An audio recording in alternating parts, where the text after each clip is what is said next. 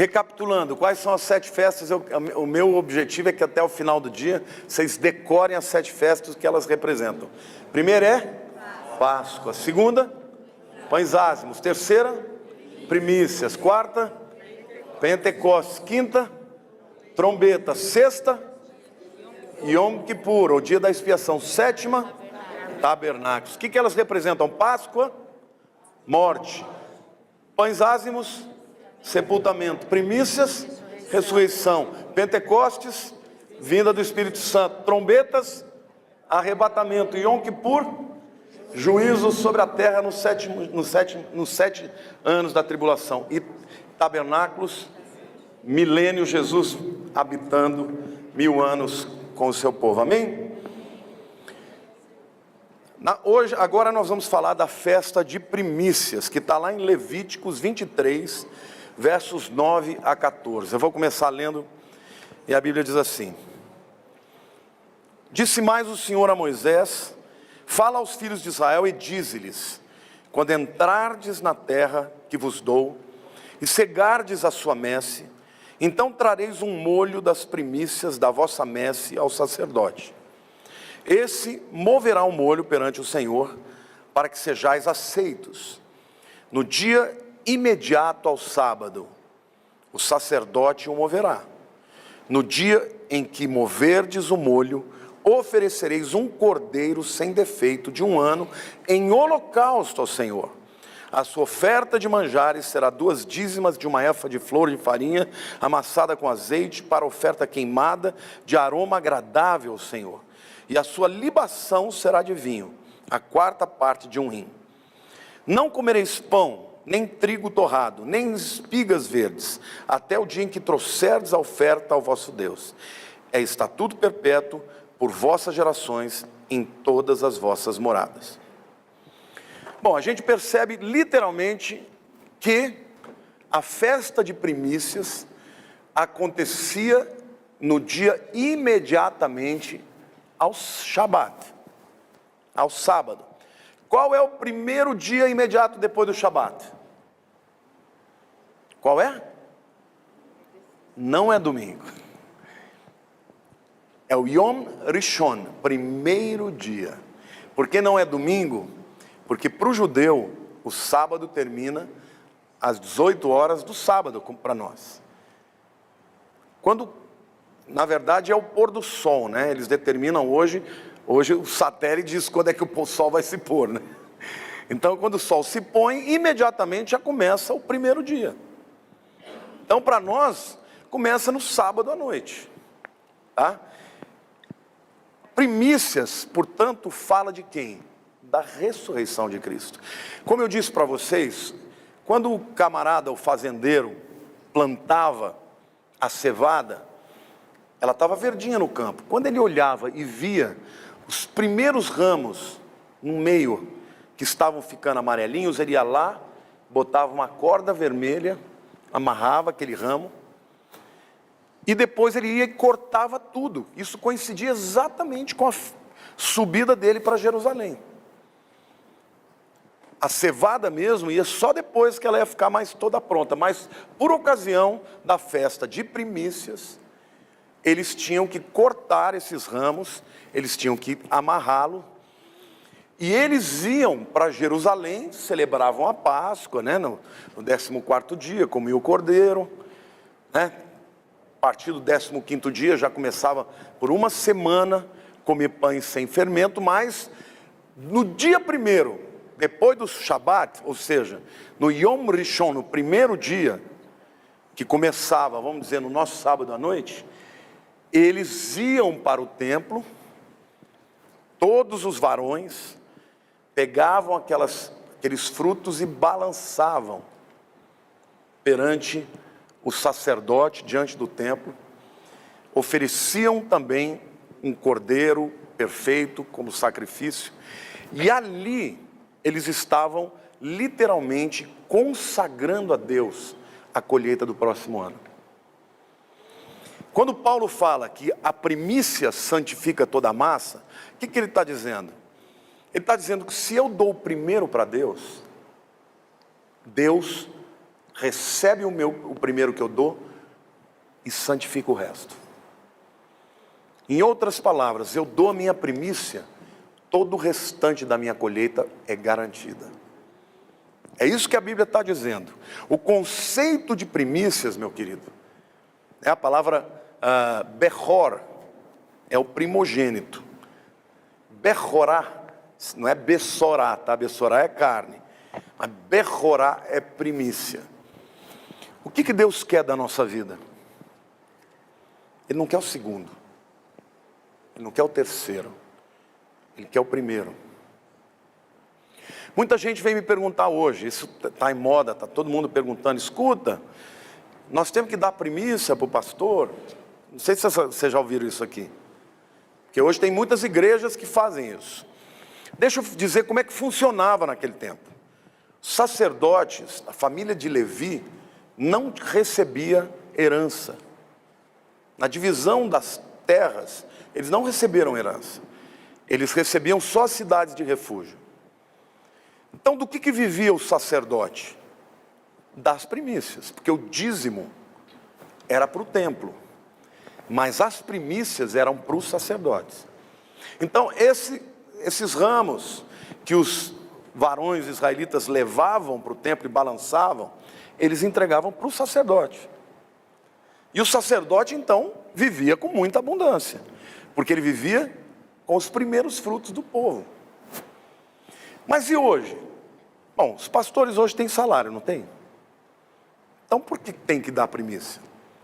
Se você tem herança, se você tem...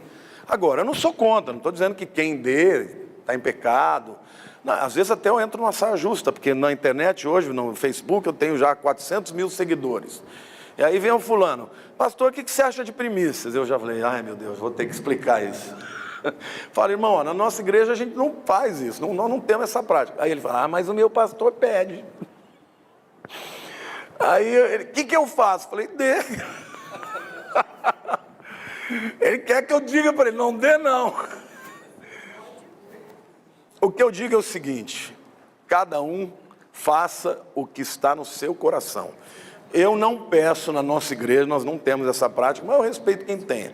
Eu estou explicando como é que funcionava. Naquele tempo, os sacerdotes viviam das primícias. E perante Deus, quando eles entregavam a primeira parte, Deus aprovava o resto. Vocês se lembram que quando Caim e Abel ofereceram uma oferta, por que Deus aceitou de Abel e não aceitou de Caim? Porque a de Caim era da oferta do seu trabalho, né? E ninguém vai ser salvo pelas obras.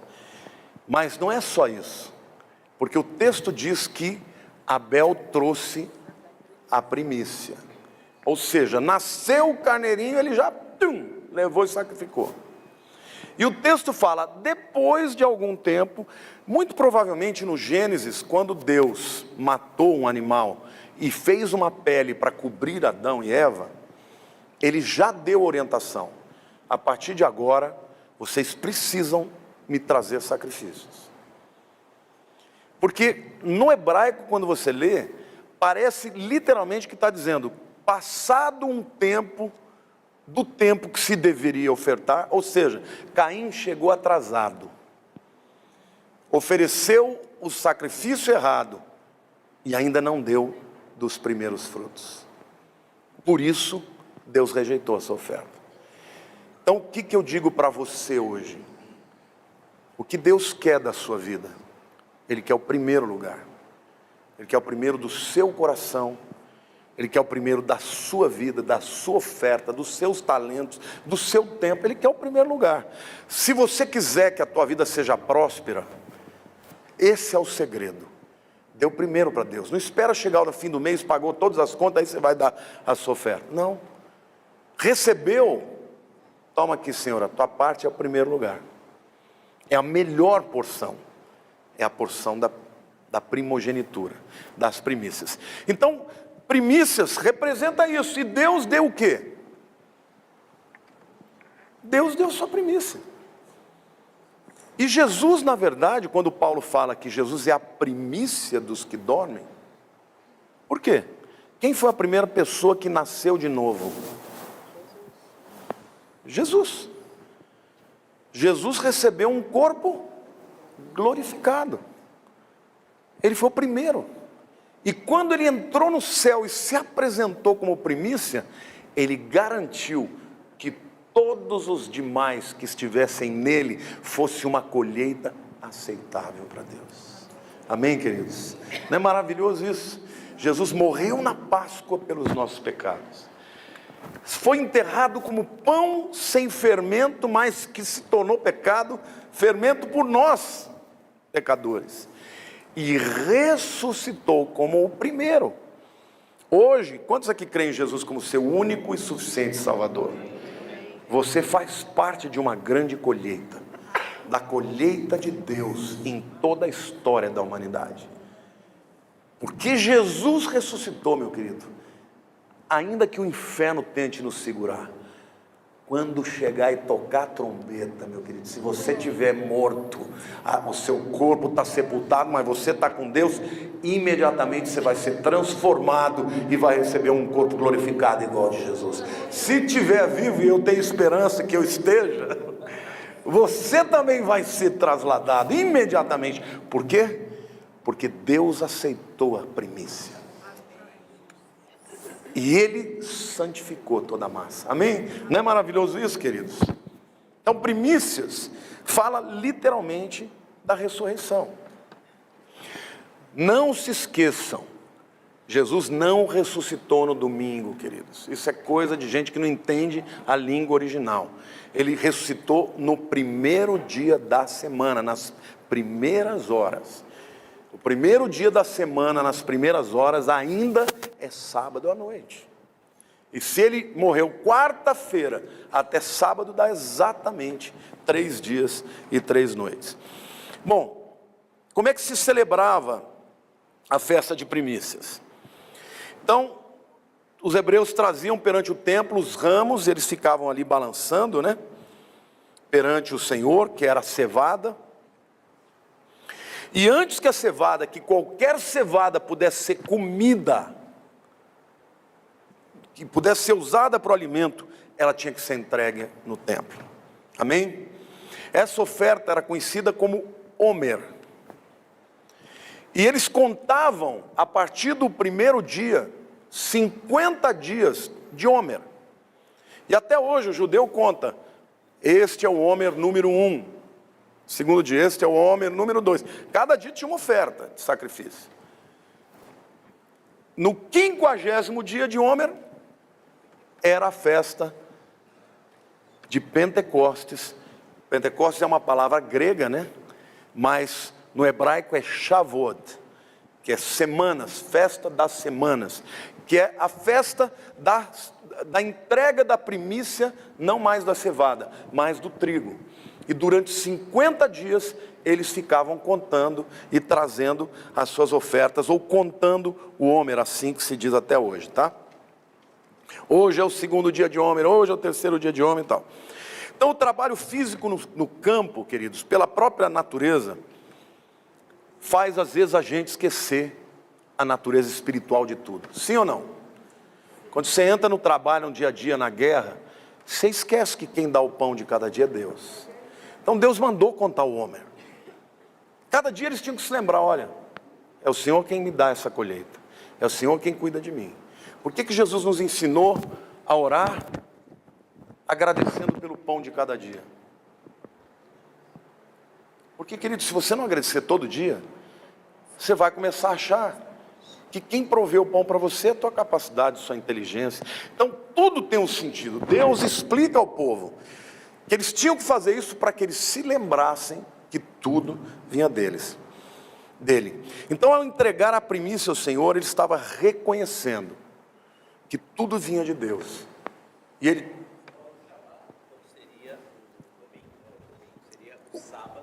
O primeiro dia, começava, o dia em Israel, começa às 6 horas. 6 horas, por volta disso, é a hora que o pôr do sol acontece.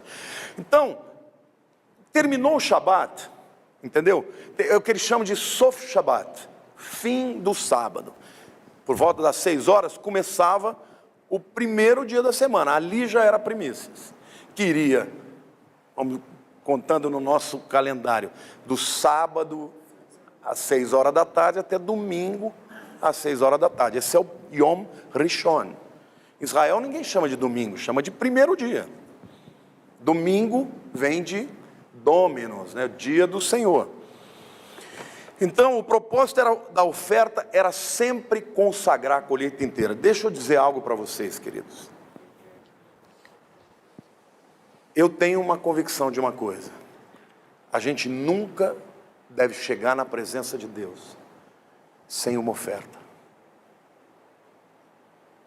A palavra oferta no hebraico, korban, vem da mesma raiz de aproximar-se, karov. Quando eu trago uma oferta para Deus, eu estou me aproximando dele, para dizer: Senhor, tudo que eu tenho vem de ti, tudo que eu sou vem do Senhor, eu preciso de ti. Esse é um conceito espiritual que a gente tem que levar para a nossa vida. Quando você dá o primeiro lugar para Deus, a Bíblia diz: a quem honra, honra.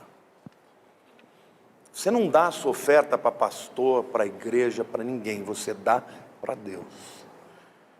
Se o pastor não agir honestamente, ele vai dar conta para Deus. Mas você que entregou a sua primícia, você fez para o Senhor. Amém? Então, este é o princípio. Deus quer o primeiro lugar da sua vida em tudo. O melhor do seu tempo, o melhor da sua força. Tem gente que trabalha a vida inteira e não tem tempo para as coisas de Deus. Aí quando fica velho, aposenta e fala: agora eu vou servir o Senhor. Não, agora Deus não precisa mais de você. Deus quer você agora. Amém? O melhor do seu tempo deve ser para Deus. Agora, como Jesus cumpriu essa festa? Ele cumpriu ressuscitando dentre os mortos.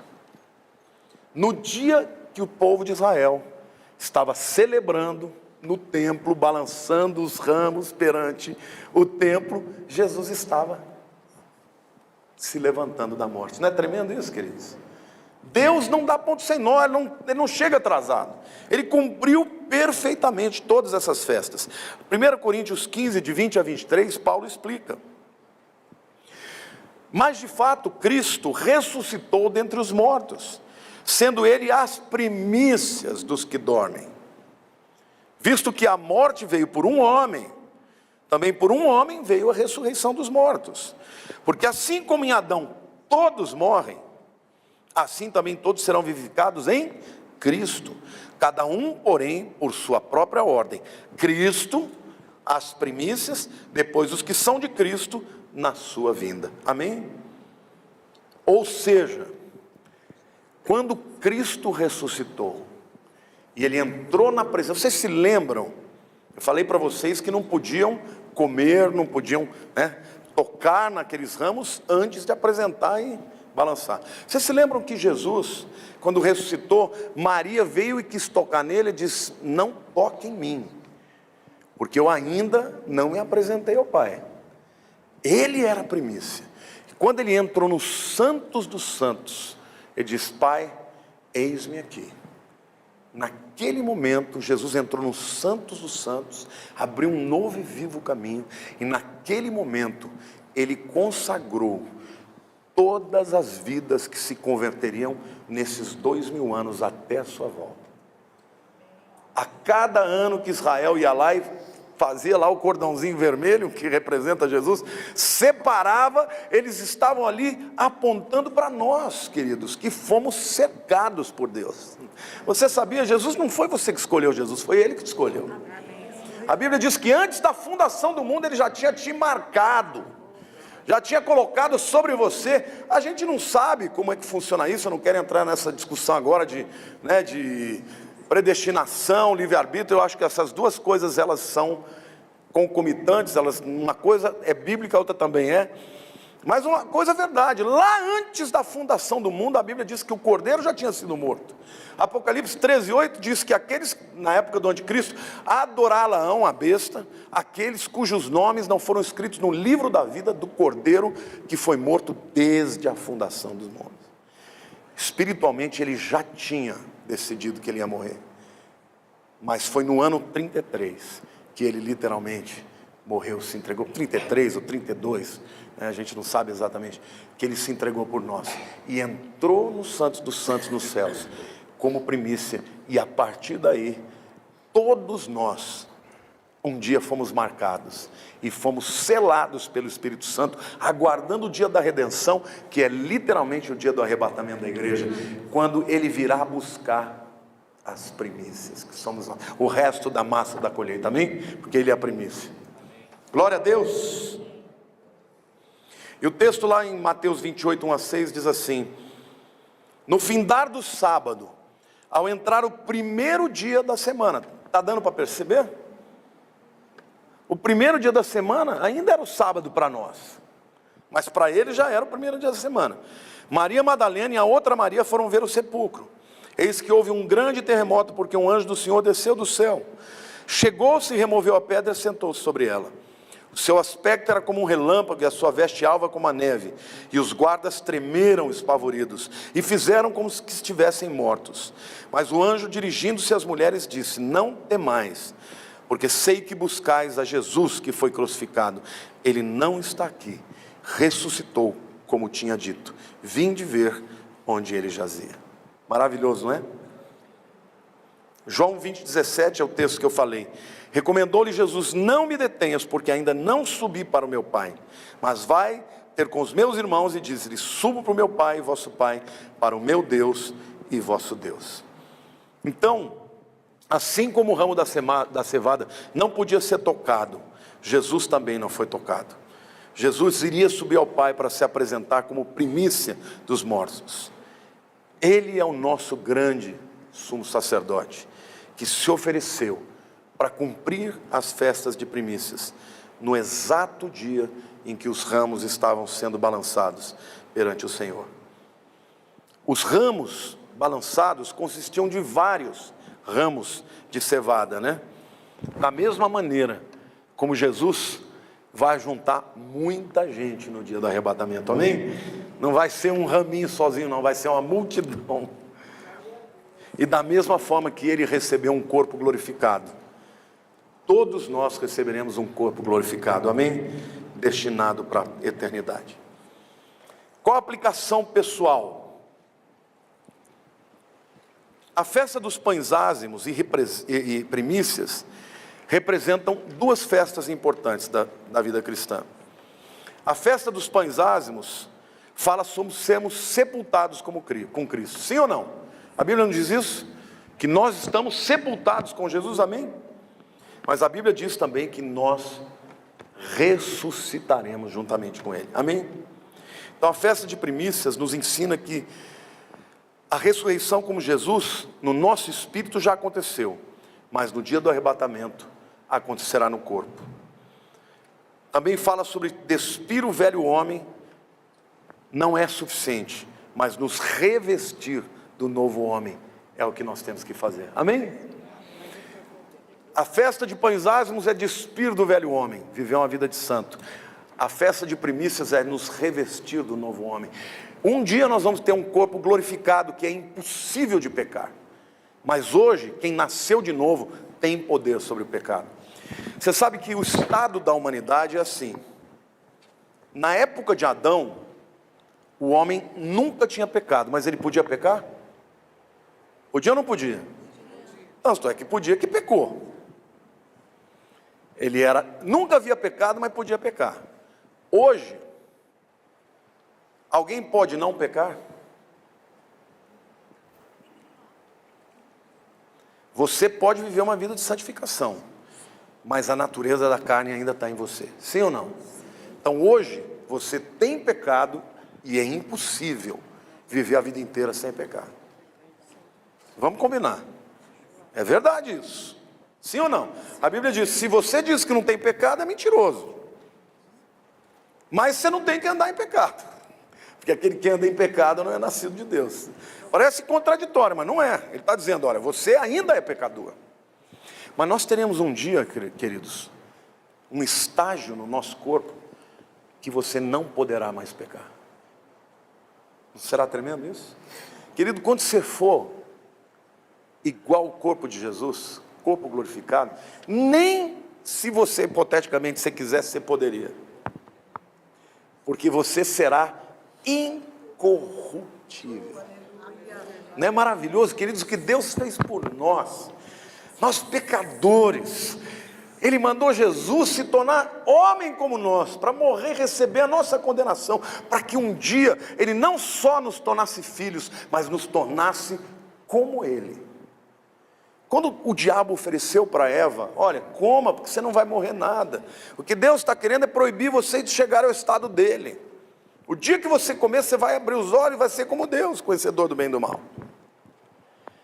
Já estava nos planos de Deus, que um dia nós conhecêssemos o bem e o mal completamente, mas sem experimentá-lo.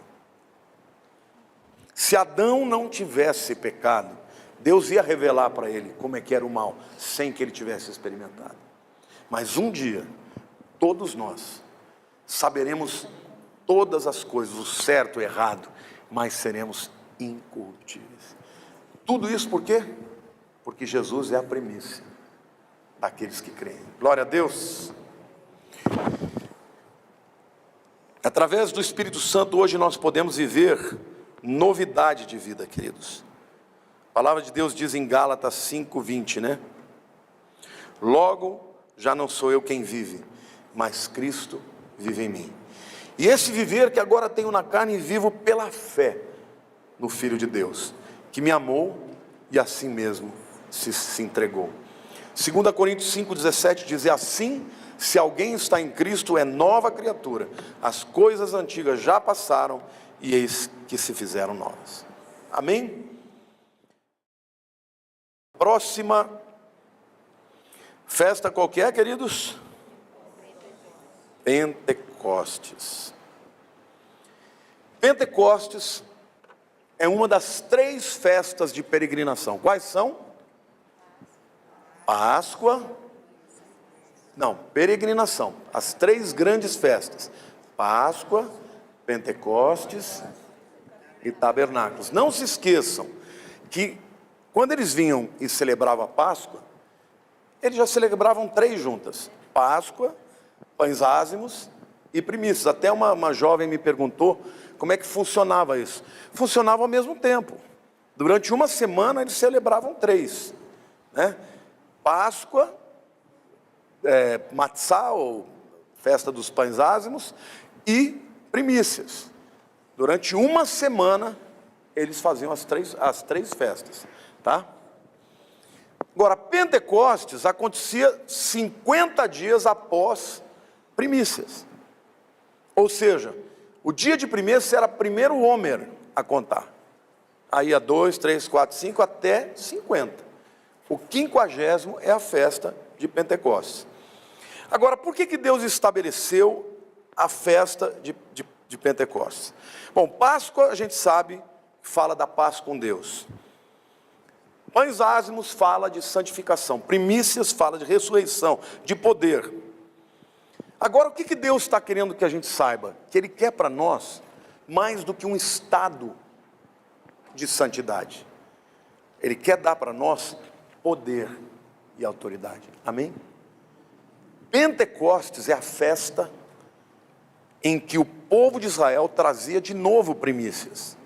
Mas agora não era mais da cevada, era agora do trigo. Aliás, deixa eu fazer aqui um merchan, né? Se vocês ainda não curtiram a minha página no Facebook, por favor, curtam, porque aí vocês vão receber os posts, os textos e as pregações. Mas eu também tenho um canal no YouTube, Lamartine Pozella, que você pode ir lá e se inscrever no canal e ter acesso a todos os meus vídeos. Tem um vídeo especialmente que vocês precisam ouvir, que chama O Arrebatamento e a Festa de Primícias. nesse estudo eu vou mostrar para vocês,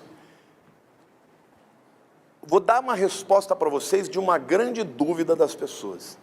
O arrebatamento vai acontecer no início dos 7 anos de tribulação, no meio ou no fim?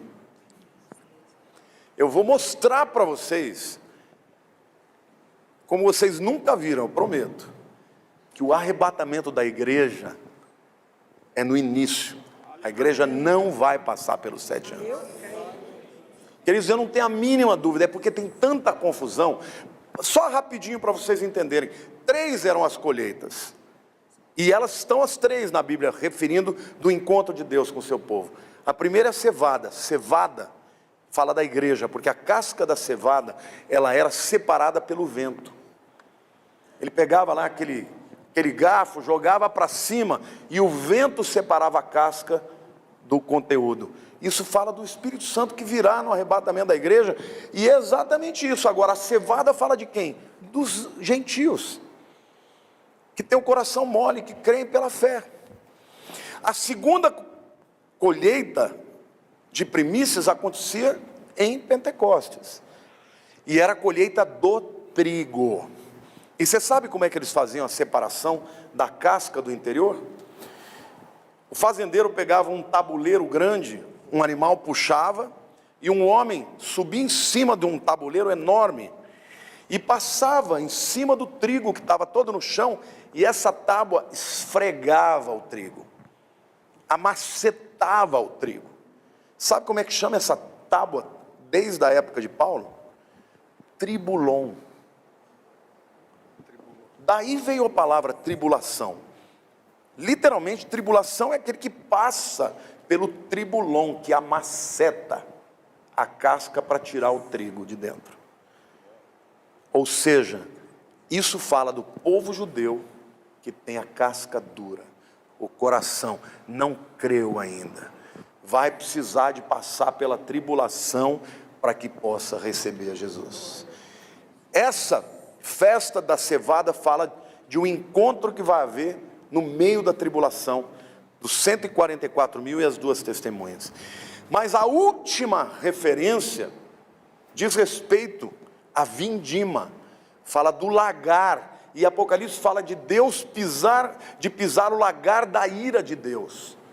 E essa é a colheita da uva, que vai acontecer no final dos 7 anos da tribulação, porque ali fala de todo Israel que vai ser salvo.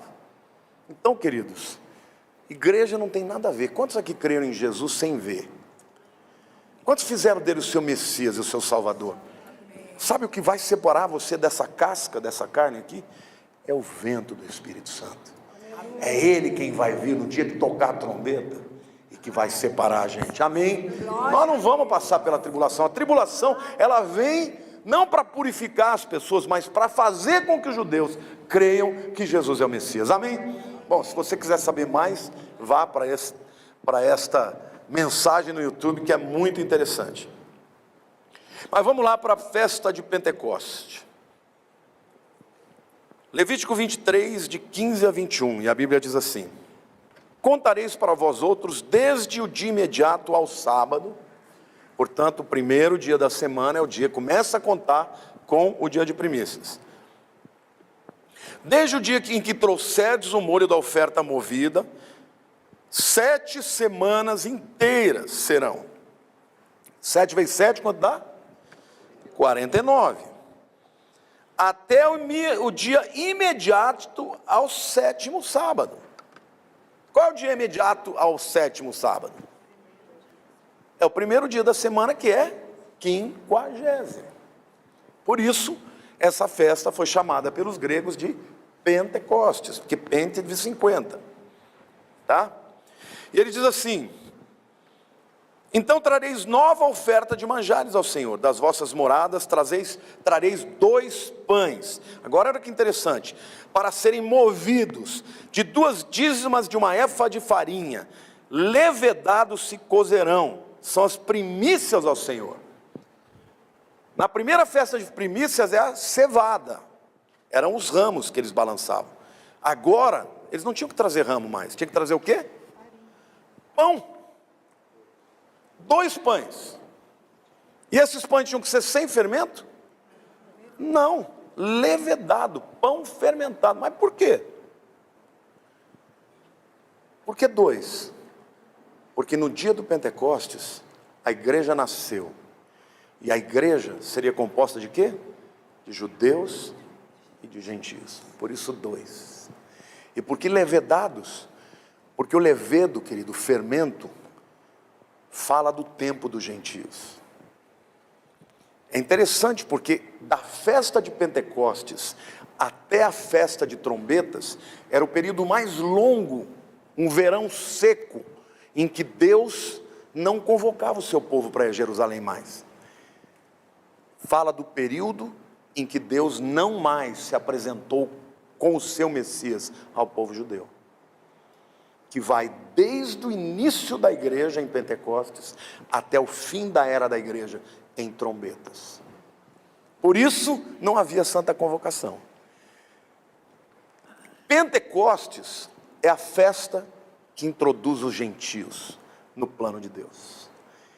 Nós estamos aqui, queridos, porque Deus queria nos alcançar. Não foi através do judeu, veio Jesus e vieram seus apóstolos, e hoje nós estamos terminando o período da igreja. Amém?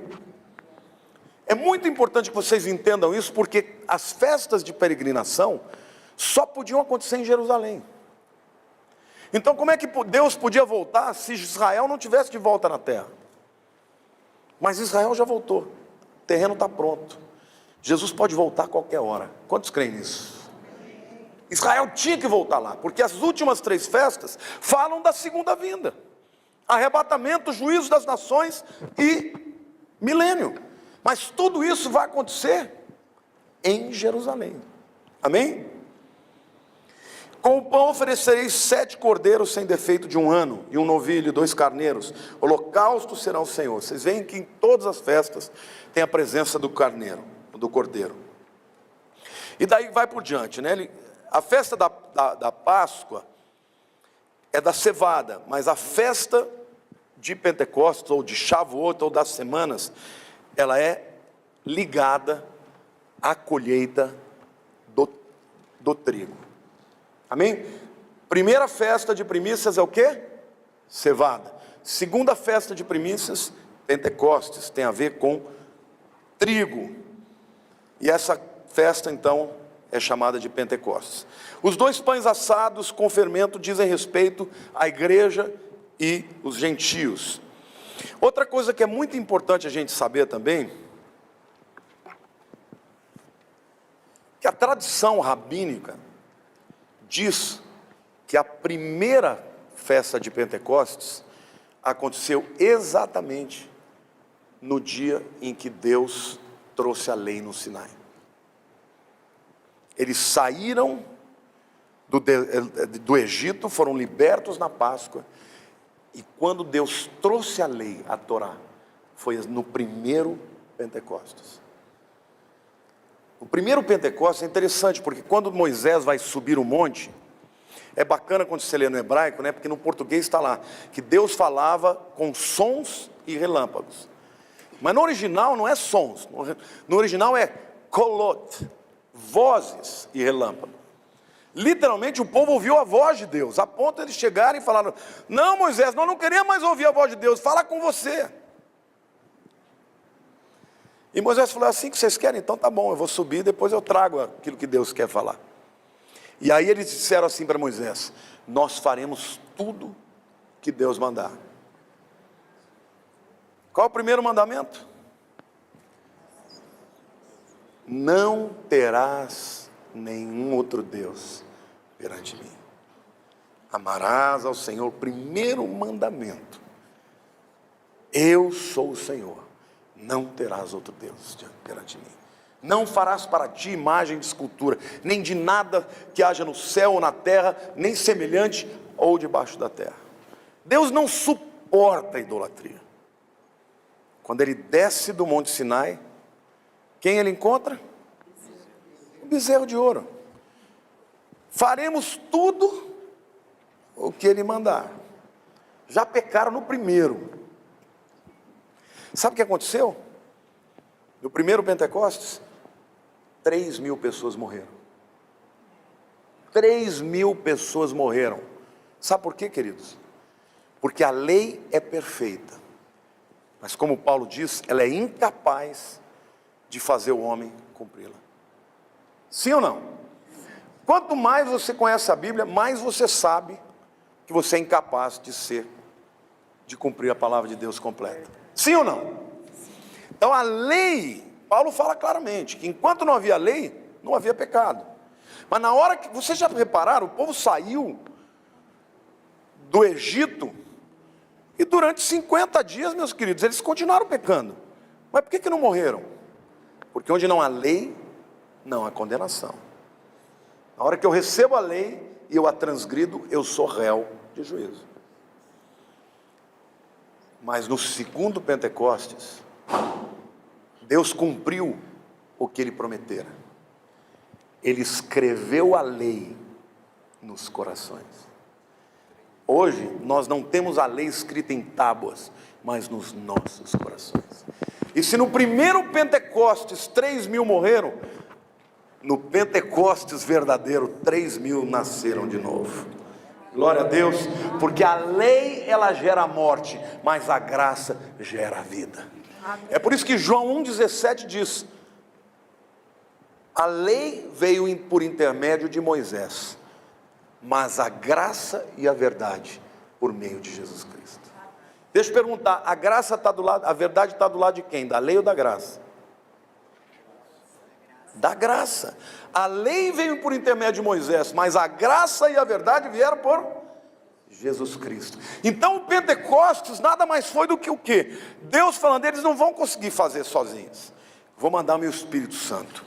E Ele vai entrar neles. Esses camaradas fracos na carne vão ser cheios do meu Espírito, e eles vão tripudiar sobre a carne. Amém ou não? Vão vencer o diabo, vão vencer a tentação do inimigo. Porque é isso que Deus faz, querido. Então hoje a igreja, mais do que nunca, precisa ser cheia do Espírito. Porque quando você é cheio do Espírito Santo, você vence a carne. Você não vai vencer a carne na força do braço, na força do intelecto, e nem na vontade humana. Você vence o pecado quando você se humilha perante Deus e diz: Senhor, eu preciso do teu poder, eu preciso da tua unção. Aí você vence. Amém? Por isso o Pentecostes, ele representa muita coisa. Ele representa a era da igreja, ele representa o poder de Deus, ele representa o cumprimento da lei, não mais em pedras, mas nos corações. E ele representa a união de Israel e da igreja, porque em Cristo não há mais barreira de separação entre nós. Amém? Amém. Glória a Deus. Vai anotando aí as perguntas.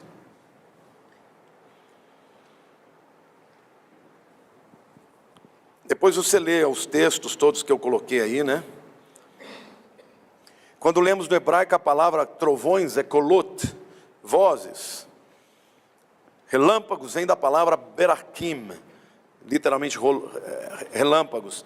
Mas a voz de Deus é tão poderosa que ela parece trovões. Salmo 29:7 diz: a voz do Senhor despede chamas de fogo. O autor de Hebreus também se refere a esse evento de maneira similar. Olha que tremendo isso. Hebreus 12:18-19. Ora, não tendes chegado ao fogo palpável e ardente, e à escuridão, e às trevas, e à tempestade, e ao clangor de trombeta, e ao som de palavras trais, que quantos ouviram suplicaram que não se lhe falasse mais. Porque o Monte Sinai literalmente estava fumegando, tinha uma nuvem negra em cima, e Deus falava, era como se tremesse a terra, e a sua voz era como voz de trovões. E o povo ficou atemorizado: misericórdia, não queremos mais ouvir Moisés. Fala Deus com você, depois você transmite para nós. O povo não aguentou mais. Aí ele diz: mas vocês não têm chegado ao Monte Sinai. Não é mais tempo de temor. Aonde que nós temos chegado então, queridos? No Monte Sião. Vocês sabem aonde era o cenáculo em que o Espírito Santo desceu? Monte Sião. No Monte Sinai as pessoas estremeceram de medo. No Monte Sião as pessoas riam, se alegravam, glorificavam a Deus, cada um ouvia na sua própria língua. Os próprios judeus que vinham de outras localidades, que não entendiam hebraico, estavam entendendo. Olha, eu estou entendendo, eles estão falando na minha língua, estão glorificando a Deus. Misericórdia, o que é isso? E ali foi um estrondo. 3.000 vidas se converteram num dia, por causa do poder do Espírito. Quantos aqui são pastores? Deixa eu dizer uma coisa para você que é pastor. Você precisa do poder de Deus. Você precisa do poder do Espírito Santo, porque hoje Satanás está se levantando com poder para enganar as pessoas. E não adianta lero-lero, conversa. Nós precisamos de poder, amém? O apóstolo Paulo fez a melhor pregação da vida dele em Atenas, lá no Areópago. E a Bíblia diz que poucas pessoas se converteram. Saiu dali e foi para Corinto. Deve ter pensando, fiz meu melhor sermão da vida e ninguém se converteu. O que aconteceu? Aí ele chegou para os coríntios e falou, quando eu fui ter convosco, eu não vim com palavras de persuasão e sabedoria humana, mas com poder de Deus e demonstração do Espírito. Amém? Então não é só para os pastores não, mas para todo mundo. Deus tem o poder do Espírito Santo para nós hoje, para vencer a carne, para testemunhar, para amarrar Satanás, para amarrar os demônios, amém?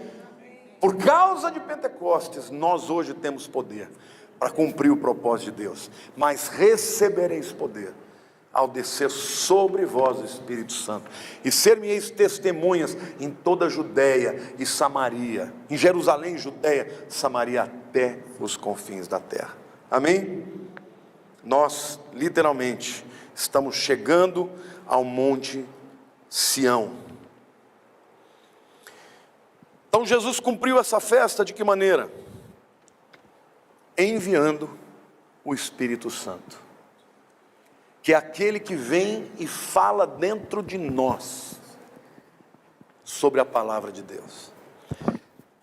Quantos aqui ouvem a voz do Espírito? Muita gente me pergunta, como é que eu sei que a voz interna que eu ouço é do Espírito? Você sabe?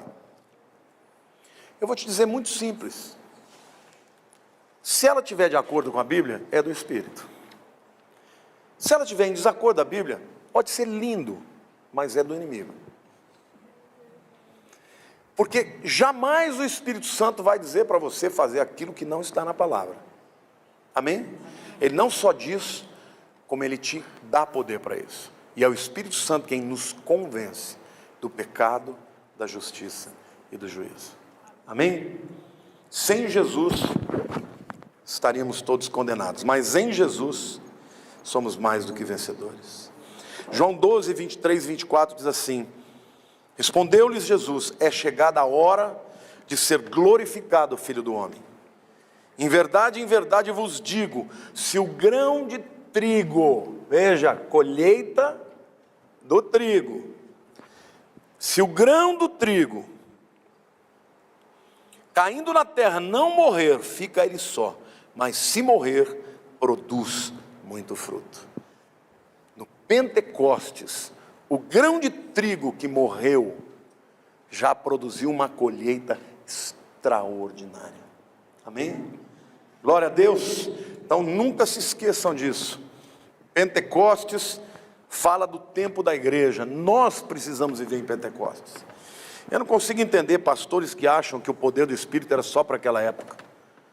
Meu Deus do céu, mais do que nunca hoje a igreja precisa de poder. Então como pode achar que não é mais? Era por tempo do cânon.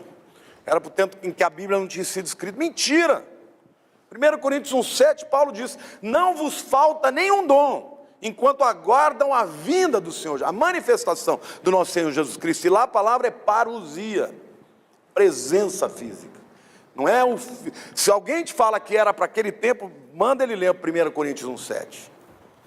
Eu me lembro que eu estudava no Palavra da Vida, e o Palavra da Vida aceita os dons. E numa classe inteira, eu fui o único na aula de pneumatologia que defendi o poder do Espírito Santo. Falei, eu vou tomar 0, né? Mas eu vou defender, porque é o que eu creio. E um dos textos que eu falei está aqui, ó. Não vos falte. Esse texto, ou você lê no presente do indicativo, e a tradução é não vos falta, ou você lê no presente do subjuntivo, que é hortatório. Não vos falte nenhum dom, enquanto vocês aguardam a parousia. Aí eu perguntei para o meu professor, que era também professor de grego, como é que o senhor entende aqui? Presente do indicativo ou presente do subjuntivo? Ele já sabia onde eu queria chegar, né? Ele falou, pode ser os dois. Eu falei, então, meu querido, ou Paulo está dizendo que não falta, ou ele está ordenando a eles que eles tenham todos os dons até que Jesus volte. Terminou a minha explanação, porque os que expuseram de outra maneira tinha 50 alunos, eu era o único. Ele falou, você foi muito bem, eu vou te dar 10, mas nós não concordamos. Eu falei, então tá bom, se você não concorda e me dá 10, é uma boa maneira de você dizer que eu estou certo. Então não tenho dúvida, o poder do Espírito Santo é para hoje ainda. E se a igreja não está vivendo o poder do Espírito Santo é porque não tem buscado. Porque quem busca, experimenta, e quem experimenta, a salvação vem, querido. Eu digo para você, ó, quando você tem o poder do Espírito Santo, você encurta caminhos. Eu me lembro, eu antes de me converter, eu era católico, fui de movimento jovem, católico. E 10 anos depois, eu já era convertido, já era pastor, eu recebo um telefonema. E era um amigo meu dizendo, olha, nós vamos ter a missa do Valtinho, que era um amigo nosso, que tinha morrido. Você vem? Eu falei, ó, sou pastor agora. Se você quiser eu vou, mas eu quero te dizer que eu já não creio nesse negócio de fazer missa para morto. Não, mas vem e tal. Eu falei, Deus, eu quero ir para pescar. Cheguei lá, toquei violão com eles, celebramos ali. Aí todo mundo veio para cima de mim. Que negócio é de pastor? Tá tomando dinheiro dos trouxas e tal? E eu marquei um dia para sair com o Celso, esse meu amigo de 10 anos atrás. Nunca mais tinha visto ele. Sentado conversando com ele, Deus me mostrou uma faixa escrita na testa dele. Adultério Maria. Eu falei, Celso, queria te dizer uma coisa. Estou vendo na tua testa uma banda escrita Adultério Maria. Ele caiu de joelho e começou a chorar. Ele falou, estou adulterando com uma moça chamada Maria. Minha mulher está grávida de gêmeos de 8 meses. Começou a chorar. Falou, o que é isso? Eu falei, isso é o poder de Deus. Ele falou, como eu faço para receber isso? Eu falei, aceita Jesus agora. Aceitou na hora, irmãos. Não precisei nem pregar, ele queria. Vocês estão me entendendo o que é o poder do Espírito Santo? Quem não quer isso? Aí eu falei, agora você vai falar para a tua mulher que era espírita até debaixo d'água, de frequentar centro, trabalhar no centro. Você vai ligar para ela, você vai contar para ela. Não, ela vai se separar de mim. Eu falei, ela não vai se separar de você. Ele foi, contou, confessou. Ela me liga, doida da vida, eu vou me separar desse desgraçado. Eu falei, vai nada. Porque Deus me deu uma revelação assim, e nessa revelação está você. Vai pegar uma Bíblia, você tem Bíblia aí? Vai. Aí, abre em João 3,16. Aceitou Jesus ali. Para encurtar a conversa, hoje ele é pastor. É isso que Deus faz. O poder do Espírito Santo encurta caminho. E ele é o poder de Deus para nos fazer cumprir a lei de Deus. E também pregar e anunciar o Evangelho entre todas as nações. Amém? Jesus cumpriu, portanto, Pentecostes, ao enviar o Espírito Santo. E a Bíblia diz, quando se cumpriu o dia de Pentecostes, o Espírito Santo desceu. Nem um dia antes, nem um dia depois. Exatamente. Por isso, queridos, eu não tenho dúvida de que Jesus vem na festa de trombetas. Aí alguém vai me dizer, mas como a Bíblia diz que ninguém sabe o dia e nem a hora? Muito simples. Vou explicar depois. Mas agora eu quero abrir para perguntas. Alguém tem alguma dúvida sobre essas festas que eu apresentei? Por favor. Pois não. Quando o senhor comentou a tribulação, vai ser, na verdade, uma oportunidade para os judeus. Exatamente. Então, os judeus que vão se converter vão ser aqueles que estão vivos na tribulação, ou os judeus que já morreram e passaram pela história? Os judeus que morreram sem Jesus, como qualquer outra pessoa sem Jesus, vai ser julgado lá no final de tudo, no juízo final. Os que vieram antes de Jesus, mas criam na vinda do Messias, estão salvos. Esses serão salvos. Os que vieram depois de Jesus, nesses 2000 anos, e não se converteram, vão para o trono branco, igual todo mundo. Todo mundo que não é crente. Agora, o crente não vai para o tribunal do trono branco, nós vamos para o bimá de Cristo, que acontece exatamente depois do arrebatamento. Nós vamos estar diante do trono de Cristo, que é o bimá. E o bimá, na verdade, era um pódio. É a palavra pódio, não é para perdedor, é só quem ganhou. Você vai chegar perante Jesus, não para ser julgado para salvação, mas para galardão. Amém? Agora, todos os outros judeus depois de Cristo vão para o trono branco, e sem Jesus você sabe, né? Ninguém vai ser salvo. Nesse período, ele tratou durante todos esses 2000 anos com indivíduos. A igreja é formada de indivíduos. E os judeus também tinham a mesma oportunidade como indivíduos. Mas a partir de 1948, quando Israel voltou a ser uma nação, isso quer dizer que Deus já está nos dando uma sinalização. Olha, agora eu já não vou trabalhar com Israel mais como pessoas. Eu estou de volta, começando a tratar como nação. E o que acontece no mundo inteiro já é a preparação para essa tratativa. Porque Israel só vai se converter, meus irmãos, quando as nações estiverem todas em redor de Israel para destruí-las. Nessa hora, como diz Zacarias, Deus vai derramar um espírito de súplica sobre o povo de Israel. E eles vão prantear pelo primogênito. E a Bíblia diz que eles olharão e verão as mãos trapassadas de Jesus e dirão: que é isto que fizeram? Que sinal é esse nas suas mãos? E eu responderei: estas são as feridas com que fui ferido na casa dos meus amigos. Então, literalmente, quando Jesus estiver para vir no final dos 7 anos para a batalha do Armagedon, Israel vai ter uma visão clara de Jesus com o céu aberto, com os cravos furados, e eles vão reconhecer o Messias ali. E aí eles vão prantear e vão dizer: Yeshua HaMashiach, Jesus o Messias. E a coisa mais linda que existe, quando Jesus falou, ele estava celebrando a ceia e diz: a partir de hoje, eu não beberei mais do fruto da vinha, até que digam: Baruch Rabá, Beshem Adonai, bendito o que vem em nome do Senhor. Quando eles vão dizer isso, no final das 7 anos da tribulação, quando as nações todas estiverem em cima deles, eles vão olhar para o céu e vão ver o sinal do Filho do Homem com as mãos traspassadas, e vão dizer: eu creio, Jesus, tu és o meu Senhor, tu és o meu Messias. Aí Jesus vem com toda a igreja, né? Porque nós vamos vir juntos, com o corpo glorificado, e vamos guerrear a batalha da Armagedon, e ali Israel inteiro será salvo. Então, eu te diria que hoje Deus já está tratando, e tudo o que acontece na história tem a ver com a nação de Israel. Você pode ver hoje os inimigos de Israel. Lê Ezequiel 38. Ezequiel 38 dá o nome das nações, todas as nações inimigas de hoje.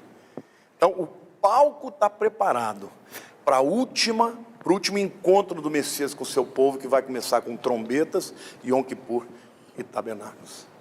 Há mais alguém tem alguma pergunta, gente? Pois não.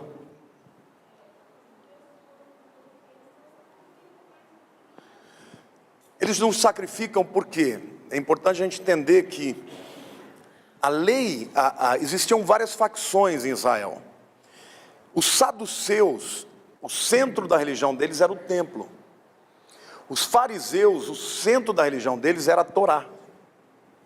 Quando o templo foi destruído e os judeus foram espalhados, quem sobreviveu? Os fariseus. Os saduceus deixaram de existir, não tinha mais templo. E o centro da lei farisaica, da religiosidade farisaica, foi a lei. Hoje, inclusive, se discute entre os judeus que quando o Messias vier, ele não vai sacrificar animais, mas serão sacrifícios de louvor, de farinhas. Eu creio que vai ter sacrifício no templo, mas não pelo Messias, mas pelo anticristo. Vai permitir, e os judeus vão fazer uma aliança com ele acreditando que vão poder sacrificar, e de fato aquilo é bom. Mas não é, porque Jesus morreu uma vez por todas, não precisa mais de sangue. Mas, hoje a religiosidade que existe em Israel é puramente farisaica. Porque o centro do judaísmo hoje é a lei. Porque os saduceus deixaram de existir.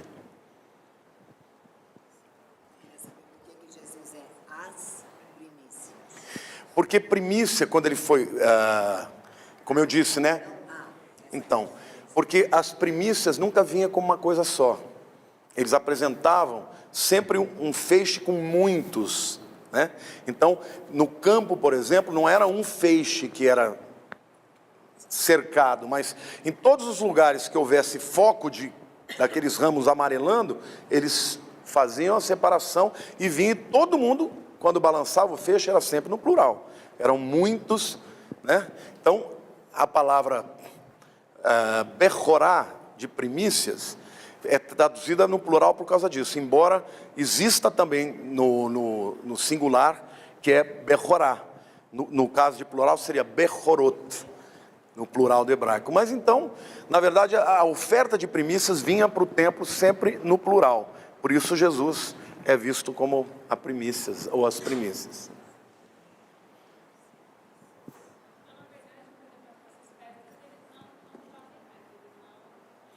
Não fazem mais. Mas hoje em Israel, você sabe que já existe uma cópia exata do tabernáculo, e já existem Koanim, ou jovens sacerdotes que já estão treinando, fazendo sacrifícios. Porque em Jerusalém, se um dia você for, não deixe de visitar o Instituto do Templo. Lá, todas as roupas, todos os utensílios, está tudo pronto. Quando o templo for construído, já tem tudo, todos os cálices, todas as roupas, as estolas, tudo. A única coisa que eles não têm é a Arca da Aliança. E alguns acreditam que já foi encontrada. Ou seja, eles dizem que eles reconstroem o templo em 6 meses. Na hora que o anticristo fizer, porque os 7 anos da tribulação começará com um acordo de paz que o anticristo vai fazer com Israel e com o mundo por 7 anos. E eu creio que provavelmente o que vai acontecer é o seguinte: qual é o grande motivo de briga ali? O Monte Moriá. Então, o que os palestinos querem? Parte de Jerusalém, para ser sua capital. O que mais que eles querem? Serem reconhecidos como nação. E o judeu o que quer? Quer o templo.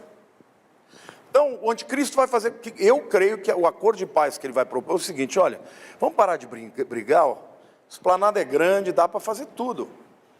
Bota um templo lá no meio das 2 mesquitas, né, do Al-Aqsa e o Domo da Rocha. Bota o templo lá no meio. O muçulmano adora na sexta, o judeu no sábado e o cristão no domingo, está tudo bem. E quando Deus manda o anjo medir o templo, ele diz assim: mas não entre, cuidado para não entrar na área dos gentios. Ou seja, a Bíblia fala que vai ter uma, vamos dizer assim, utilização junta, né, conjunta, de gentios e judeus. Essas festas são comemoradas Até hoje são comemoradas as 3 festas. Quando se comemora a Páscoa, já está incluso o matzá, o pão sem fermento.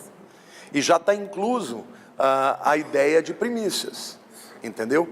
Então, é uma festa, é um período. Hoje são 3 períodos. O segundo período é Pentecostes, que é uma festa singular, não tem mais nada junto dela.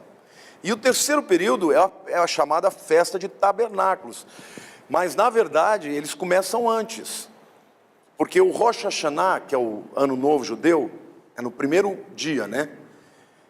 Eles ficam 10 dias de jejum, que é chamado período de Teshuvah, o arrependimento, onde eles confessam os seus pecados e tal. No 10º dia é o dia do perdão, Yom Kippur. Aí todo judeu, seja religioso ou não, eles vão para a sinagoga, pedem perdão a Deus pelos seus pecados. Todo mundo. Yom Kippur é o dia que todo mundo vai. E aí, 4 dias depois, vem tabernáculos, ou Sukkot, que em Israel eles fazem cabanas, literalmente vão morar nas ruas. Entendeu?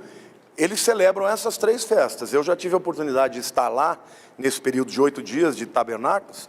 Você vê na cidade inteira de Jerusalém as cabaninhas e o povo dormindo lá. Na verdade, são 2 colheitas diferentes, né? Elas são parecidas. Se você olhar um ramo de cevada e um de trigo, é muito semelhante. Só que a casca da cevada é muito fina. Se você fizer isso aqui, você despedaça. Trigo não, você tem que macetar mesmo. São períodos diferentes. Uma é logo em março, abril. A colheita dela é exatamente no período de Páscoa. A outra, exatamente em Pentecostes. É o final da primavera e o início do verão. É uma outra colheita. Você faz pão de cevada ou pão de trigo. Então a casca, a diferença Está está na casca. na casca. O que parece, a máscara. Ou seja, a cevada fala dos que creem sem ver. Os que são quebrantados. E o trigo fala dos que são duros, que vão precisar ser macetados para poder crer. Queira ser a cevada. Agora, por que também Jesus é o pão de trigo? Ele é o pão, porque ele foi macetado, né? Macetado. Já fez por nós, não precisamos mais. Pois não, primeiro ela, depois você.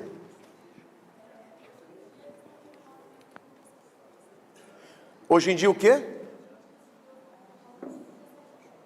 Comemoram? Claro que comemoram. Comemoram todas. Claro, você vai na sinagoga em Pêssar, eles fazem tudo. Você vai na época de Pentecostes, eles estão celebrando. E também em tabernáculos, eles estão. Até em Jerusalém, eles fazem as cabanas. Não, hoje eles não fazem mais sacrifício de animais. Por quê? Porque o animal era sacrificado no templo, não existe mais templo. Mas eles dizem que quando voltar o templo a ser construído, aí vai ter sacrifício de animais de novo, todos. E vai ter mesmo, porque quando Daniel fala do anticristo, que no meio da tribulação ele vai cessar a oferta de sacrifícios, é porque ele vai deixar acontecer por metade do período. Aí no meio ele fala, não, eu creio que ele vai entrar no Santos dos Santos, vai dizer, olha, estão dizendo por aí que eu sou o Messias? Eu estou dizendo para vocês, eu sou o Messias. Nessa hora o judeu vai romper com ele. E aí começa a perseguição nos últimos 3 anos e meio da grande tribulação, né? E nós estamos, durante 7 anos, celebrando as bodas do Cordeiro. Enquanto o pau está comendo aqui embaixo, nós estamos lá adorando, sendo servidos pelo Senhor, amém?